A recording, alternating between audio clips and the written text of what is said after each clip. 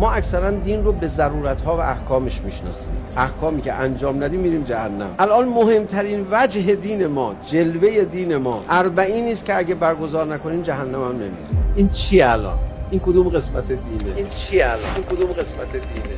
این وجه زیبای دینه. طرف نماز نمیخونه ولی 40 رو میاد. بهش هم حرف میگه برو کنار 40 امام حسین خودمه. و مذهبی‌ها مواظب باشن. مذهبیایی که عادت دارن تا جهنم نباشه 2 رکعت نماز نمیخونن، نه از 40 جا میمونه. و 40 یک وجه جدیدی از دین رو به میدان آورده. بله مسابقه است. 40 مسابقه است.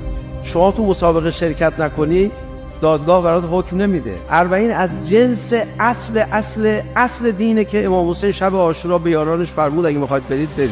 اونا تمنا کردن بمونن. 40 ها خودشون تمنا کردن یا ابا عبدالله بگذارید ما.